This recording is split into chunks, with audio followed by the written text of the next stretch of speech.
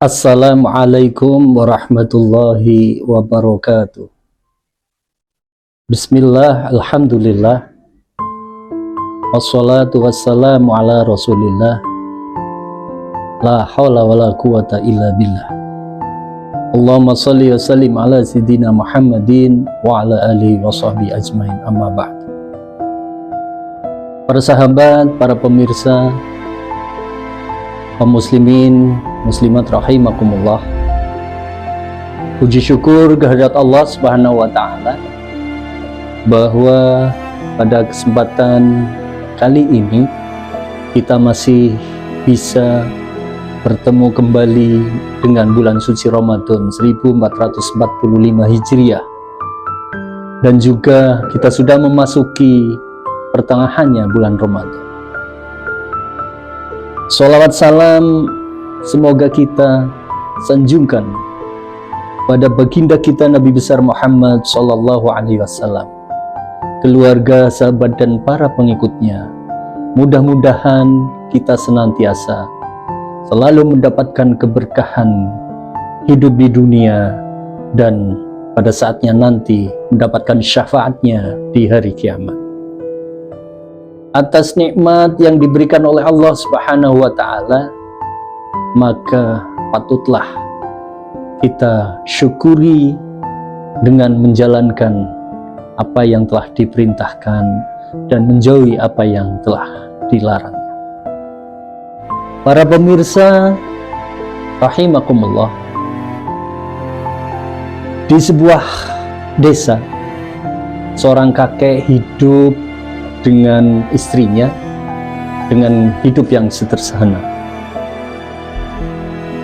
Mereka berdua mempunyai lahan yang dirawat dengan baik. Lahan itu ditanami pohon pepaya. Lahan itu disiram, dipupuk, dirawat dengan baik dengan harapan agar lahan itu menghasilkan buah pepaya panen dengan baik. Di kemudian hari, apa yang diharapkan oleh kakek itu, pohon yang dirawatnya, disiraminya, dipupuknya, menghasilkan buah pepaya yang lebat, buah pepaya yang banyak, dan akan dipanennya esok hari. Ketika masa panen itu tiba dan kakek sudah berada di lahan, betapa kagetnya sang kakek itu melihat pohon-pohon pepaya yang diharapkan panen, ada beberapa butir yang sudah matang yang hilang dengan tanda-tanda dicuri orang. Akibat pencurian itu, sang kakek jadi merenung, sedih, maka membuat istrinya berpikir bahwa kesedihan itu dikarenakan sang kakek kehilangan buah pepaya karena dicuri orang. Tetapi yang dipikirkan sang kakek itu justru berbeda dengan apa yang dipikirkan oleh istri. Sang kakek itu berpikir bahwa gara-gara kepingin buah pepaya, sang pencuri dengan sulitnya untuk mengambil buah pepaya. Dengan jerih lelahnya memanjat pohon dan lain sebagainya sulit.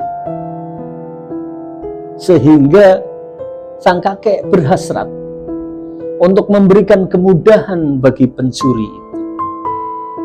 Maka sang kakek membuatkan tangga agar sang pencuri itu mudah untuk mengambil pepaya miliknya.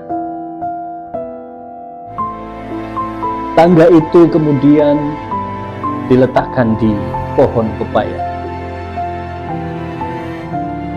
Dipantaunya tiap hari, apakah sang pencuri itu mengambil buah pepaya.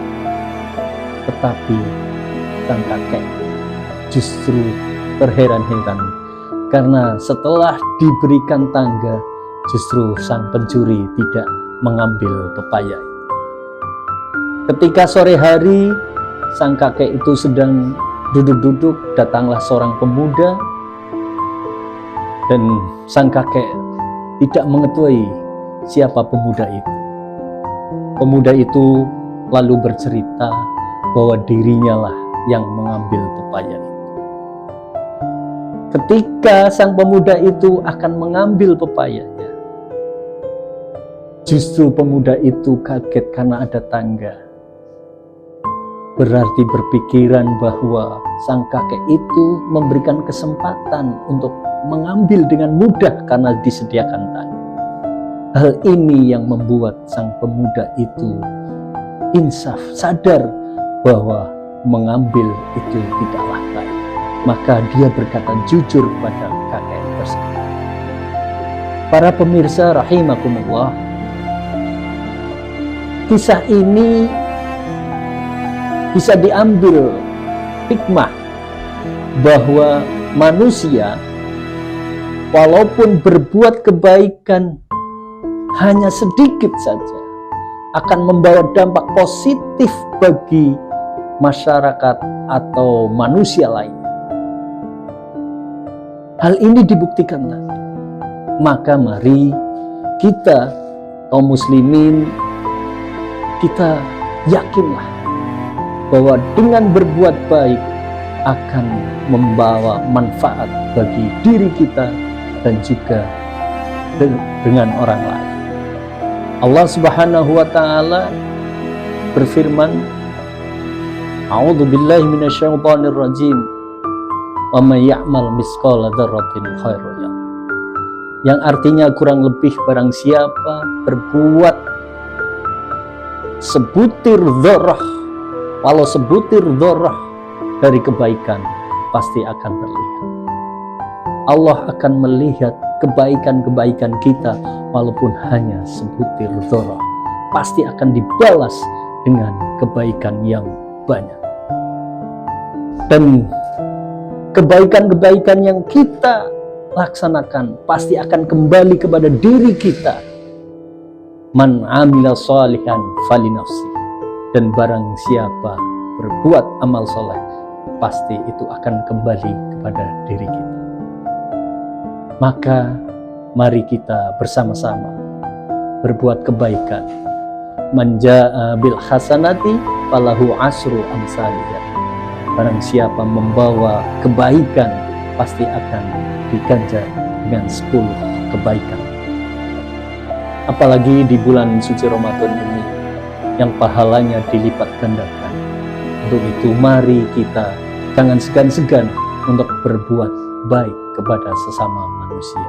Hadanallahu wa iyyakum wallahul muwaffiq ila aqwamit thoriq. Assalamualaikum warahmatullahi wabarakatuh.